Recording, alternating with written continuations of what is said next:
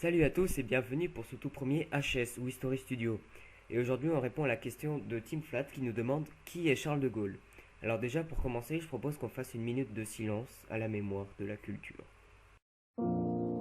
Charles de Gaulle est né le 28 novembre 1890 à Lille. C'est le fils de Henri de Gaulle et Jeanne de Gaulle. Il reçoit une éducation humaniste et conservatrice, c'est-à-dire une éducation qui met en valeur l'ancien régime, le catholicisme, le patriotisme et l'érudition. Non, l'érudition n'est pas seulement une compétence de me porgue. En effet, son père était à la fois prof de lettres, d'histoire et de maths. Il a donc eu une grande influence sur lui. Il confie son éducation d'abord aux assomptionnistes, puis aux jésuites, qui sont des groupes de religieux catholiques au même titre que les protestants. Il lui ouvre l'accès à une grande bibliothèque familiale où il développe un goût pour de grands littéraires tels que Péguy, Bergson et surtout Chateaubriand. Le jeune Charles s'intéresse alors rapidement à la carrière militaire. Après une année de préparation au collège Stanislas de Paris, il intègre à 18 ans l'école spéciale militaire de Saint-Cyr. On est alors en 1909. Il arrive à la place de 119e sur 221. Il intègre alors la promotion FES.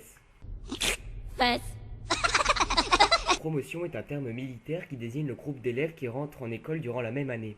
Les promotions portent le nom d'anciens chefs, la plupart du temps.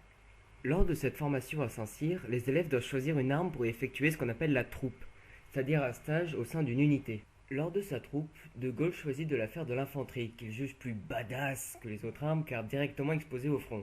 Il rejoint alors le 33e régiment d'infanterie d'Arras, régiment qui est commandé par le colonel Philippe Pétain. En 1912, lorsque De Gaulle sort de Saint-Cyr, il sort 13e de sa promotion et décide alors de rejoindre ce même régiment d'infanterie au grade de lieutenant. En 1914, la Première Guerre mondiale éclate. De Gaulle a alors 24 ans et ce sera son baptême du feu. Il combat alors avec le 33e dans la 5e armée de Lanrezac, basée au nord-est. Il est blessé une première fois en Belgique une fois, 13 jours après la déclaration de guerre. Faut vraiment pas avoir de bol quand même. À la jambe. Il sera alors hospitalisé à Cognac. Ouais, j'étais obligé de faire cette blague, ouais. Ouais, ne tuez pas s'il vous plaît. Bref, il est promu capitaine, puis il revient et il est blessé une seconde fois à la main en mars 1915. En revenant de l'hospitalisation, il est promu commandant de compagnie puis adjoint au colonel. Il obtient alors la Croix de guerre. La Croix de guerre est une décoration militaire décernée aux soldats français pour avoir adopté une conduite exceptionnelle lors de la Première Guerre mondiale. On ne doit pas la confondre avec la Croix de fer, qui est une décoration allemande. De Gaulle part alors se battre à Verdun, où il est blessé, tenu pour mort et fait prisonnier par les Allemands. Il tente alors 5 tentatives d'évasion, voulant être au cœur de la bataille. Malheureusement pour lui, les 5 se sont soldés par un échec. De Gaulle, loin d'être con, profite alors de ce séjour carcéral en Allemagne pour approfondir ses connaissances sur l'ennemi et sa stratégie militaire. Il sera finalement libéré à l'armistice de 1918 après 32 mois passés en captivité. Il réintègre alors son régiment et part combattre l'armée rouge en Pologne de 1919 à 1921. Lorsqu'il revient au pays des Camemberts, il se marie avec Yvonne Vendroux à Calais. Il a alors avec elle 2 enfants, son fils Philippe et sa fille Élisabeth. Dans le même temps, il devient instructeur d'abord à Saint-Cyr, puis à l'école supérieure de guerre en 1922. Cependant, il est rapidement détesté par ses supérieurs pour ses théories sur l'importance des blindés et de la guerre de mouvement. En 1924, il arrive à l'état-major du Rhin, à Mayence. L'année suivante, Pétain lui demande de rédiger un livre sur l'histoire du soldat français. Cependant, lors de la publication, chacun prétend que le livre lui appartient et les 2 hommes s'éloignent alors l'un de l'autre. De Gaulle, insistant sur cette théorie, ternit de plus en plus son image auprès de l'état-major. Tout d'abord, De Gaulle voulait qu'une armée professionnelle soit créée, car à l'époque les soldats sont tous des conscrits, c'est-à-dire des gens qui font leur service militaire obligatoire. De plus, De Gaulle appuyait également l'importance des blindés, qui alliaient puissance de feu, mobilité et résistance. Il voulait les allier à l'aviation, idéale pour la reconnaissance, afin de faire une armée polyvalente. En 1934, il déménage dans un domaine qu'il a acheté à Colombey les 2 églises. En 1937, De Gaulle est promu colonel et prend alors la tête du 507e régiment de chars de Metz. Lors de la déclaration de guerre en 1939, De Gaulle commande alors la 5e armée de chars. Il tient alors remarquablement tête aux Allemands à Montcornet, ce que lui vaut d'être sous-secrétaire d'État au ministère de la Défense. Il voulait alors continuer la guerre. Cependant, le président du Conseil, qui est Paul Reynaud, un fan de ces théories, démissionne et est remplacé par Philippe Pétain, l'ennemi de Gaulle, qui signe l'armistice avec Hitler. De Gaulle part alors se réfugier en Angleterre pour continuer à se battre. Devenu général, il lance alors un défi à Pétain avec son célèbre appel du 18 juin, où il appelle tous les Français à résister contre les Allemands. Il est alors condamné à mort par contumace par le régime de Vichy. Quand quelqu'un est condamné à mort par contumace, cela veut dire qu'il a été jugé alors qu'il était en fuite et donc absent au procès. Churchill l'autorise le 28 juin à former les Forces françaises libres, dont il sera le chef. Les FFL, ou Forces françaises libres, sont une petite armée qui va lutter aux côtés des Alliés contre les forces de l'Axe. Il parvient alors à rallier de nombreuses personnes en Angleterre et dans l'Empire colonial. Le 27 octobre 1940, il crée un organe politique avec le Conseil de défense de l'Empire, et il insiste alors qu'il sera redevable de ses actions devant la France. Le 22 juin 1941, l'Allemagne envahit l'URSS, ce qui rend la guerre bicontinentale mais pas encore mondiale. De Gaulle créait en septembre son gouvernement en exil, le Comité national français, renommé en 1943 le Comité français de la libération nationale.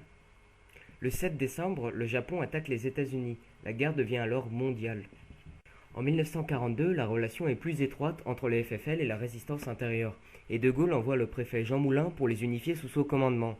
Malheureusement, celui-ci est trahi et meurt, torturé et exécuté par les Allemands. Depuis Alger, De Gaulle participe activement aux campagnes d'Afrique du Nord et d'Italie, et va également participer à la défaite de l'Allemagne. Le 3 juin 1944, De Gaulle crée le GRPF, gouvernement provisoire de la République française. Le 6 juin 1944, lors du débarquement de Normandie, les Français sont présents avec le commando Clifford. De Gaulle insiste alors auprès d'Eisenhower, le président américain, pour libérer Paris, ce qui ne faisait pas partie de la stratégie initiale. Le 25 août, la 2e division blindée du général Leclerc libère Paris. De Gaulle récupère alors son bureau au ministère de la Guerre à Paris.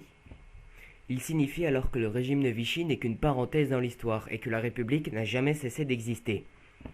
Il entreprend alors une marche dans les Champs-Élysées et est acclamé par la foule. En septembre, De Gaulle instaure un gouvernement d'unité nationale qui doit répondre aux attentes de tout le monde, y compris les communistes. Le 23 octobre, les trois grandes puissances, URSS, Royaume-Uni et États-Unis, reconnaissent l'autorité de Gaulle sur le gouvernement provisoire, ce qui met fin aux contestations de certains partis qui protestaient que De Gaulle n'avait pas été élu et ne pouvait donc pas diriger le gouvernement provisoire. Le GRPF a alors 3 défis: vaincre l'Allemagne nazie, être à la table de négociation de la victoire et rétablir la République en évitant la guerre civile. Charles de Gaulle 1890 ile 1970 yılları arasında yaşamış bir politikacıdır. En 1922, il est admis à l'école supérieure de guerre, où il défend des théories stratégiques nouvelles sur l'utilisation de l'arme blindée dans une guerre de mouvement. Doté d'un réel talent d'écrivain, il publie Au fil de l'épée en 1932 et Vers l'armée de métier en 1934. Mais il n'est pas écouté par ses chefs et ses idées ne sont pas appliquées en France.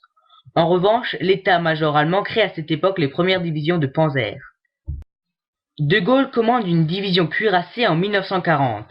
En mai-juin, il remporte un des rares succès français contre les Allemands. Nommé général, il est appelé au gouvernement par Paul Reynaud le 6 juin 1940. Le 17 juin, il est à Londres. Refusant la défaite de l'armistice, il lance le 18 juin son célèbre appel sur les ondes de la BBC et devient dès lors le chef de la France libre, malgré les Américains favorables au général Giraud en 1943. Chef du gouvernement provisoire de la République française en 1944, il réorganise la France. En désaccord avec la plupart des partis politiques qui fondent la 4ème République, il démissionne le 20 janvier 1946. Il crée le premier mouvement gaulliste en avril 1947, le Rassemblement du peuple français, RPF. Retiré à Colombey-les-Deux-Églises, il se tient à l'écart de la vie politique. C'est la traversée du désert. De Gaulle revient au pouvoir à l'occasion de la crise de mai 1958 et devient président du Conseil le 1er juin. Il fait rédiger une nouvelle constitution. Combattu par l'extrême droite, les communistes et les politiciens de gauche attachés à la 4ème République, il fonde la 5ème République en 1958. Il met fin à la guerre d'Algérie et suscite une opposition farouche de la part de l'extrême droite. Il y aura 17 attentats contre sa personne. Il fait introduire dans la Constitution l'élection du président de la République au suffrage universel en 1962. Président de la République de 1958 à 1969, il mène une politique étrangère ambitieuse, fondée sur l'indépendance nationale. En décembre 1965, il est réélu à ses fonctions. Les événements de mai 1968 l'a fait... Bu videomuzda Charles de Gaulle'nin biyografisini izledik ve dinledik. İzlediğiniz için teşekkür ederim. İyi günler.